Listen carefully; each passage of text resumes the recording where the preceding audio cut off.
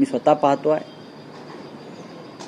आता हा जो काही कॉकरोच जनता पार्टी आणि त्याचे संस्थापक अभिजित दिपके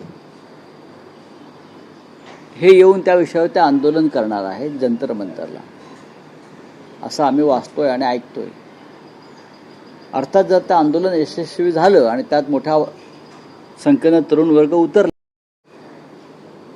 तर सरकारला त्याची दखल घ्यावीच लागेल। आताही घ्यावी लागेल, जेव्हा पार्लमेंट सुरू होईल तेव्हाही ती घ्यावी लागेल। पण माझ्या माहितीनुसार हे आंदोलन यशस्वी होऊ नये, लोकांनी तरुणांनी तिथे पोहोचू नये यासाठी सरकार अत्यंत गोपनीयरित्या दबावाचं तंत्र अवलंबत आहे। जंतर मंतरच्या परिसरात मोठ्या प्रमाणामध्ये पोलीस फोर्स आहे आणि तरुणांनी तिकडे पोहोचू नये प्रत्यक्ष आंदोलनस्थळी यासाठी पोलिसांना विशेष जबाबदारी देण्यात आलेली आहे। साहेब, आंदोलनाचं यश तुम्ही कशावर मानता? लाखो युवक रस्त्यावर उतरणं की धर्मेंद्र प्रधान यांचा राजीनामा होणं? दोन्ही गोष्टींना मी यश मानतो। एकतर लाखो नसले तरी हजारो तरुणांनी उतरणं आणि त्यानंतर धर्मेंद्र प्रधान यांचा राजीनामा होणं, या दोन्ही गोष्टी एकाच नाण्याच्या दोन बाजू आहेत। इतकं मोठं स्कॅन्डल होऊन हजारो तरुणांचं भविष्य त्यात फसलेलं आहे, तरीही जर नरेंद्र मोदी हे त्या मंत्र्याचा राजीनामा घेत नसतील तर तुम्हाला स्वच्छ प्रशासन, झिरो भ्रष्टाचार याविषयी बोलण्याचा कोणता अधिकार नाही। खरं म्हणजे या संदर्भात राजीनामा द्यायची गरज अमित शहांची आहे, ते गृहमंत्री आहेत देशाचे। हा पेपर लीक प्रकरण जसं शिक्षण खात्याशी संबंधित आहे तसं ते लॉ अँड ऑर्डर, गुन्हेगारी, शेवटी त्या सीबीआय आलेला आहे ना। शेवटी तुम्ही तपास सीबीआयकडे का दिला? कारण गुन्हा घडलेला आहे। जर इतक्या मोठ्या प्रमाणात तरुणांचं आयुष्य उद्ध्वस्त करणारा गुन्हा घडला असेल तर देशाच्या गृहमंत्र्यांची जबाबदारी आहे की नाही? महाराष्ट्र हे त्या गुन्ह्याचं सेंटर आहे, केंद्रबिंदू आहे। मग महाराष्ट्रात ज्यांच्याकडे गृह खातं आहे त्यांची ही जबाबदारी आहे की नाही याचं उत्तर प्रामाणिकपणे द्यायला पाहिजे, मिळायला पाहिजे।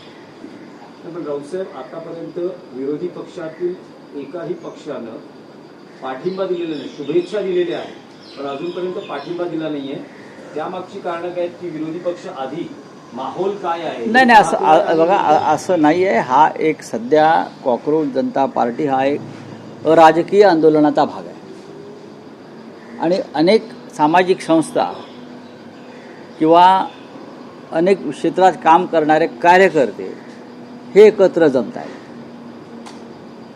या देशामध्ये लोकशाही असल्यामुळे अनेक राजकीय पक्ष आहेत, त्यांच्यामध्ये मतं आणि मतांतर आहे आणि ज्या पद्धतीने राजकीय पक्षांवर सुद्धा सत्ताधाऱ्यांचा दबाव आहे त्यातले काही राजकीय पक्ष त्याच्या आसपास फिरकणार आहेत। पण आमच्यासारखे जे लोक आहेत ते तरुणांनी आंदोलनात उतरावं आणि देशाच्या लोकशाहीचं आणि स्वातंत्र्याचं रक्षण करावं या मताच्या। विधान परिषदेच्या निवडणुका रद्दच करा अशी मागणी सुधीर मुनगंटीवारांनी केली। त्याला दोन संदर्भ पण आहेत।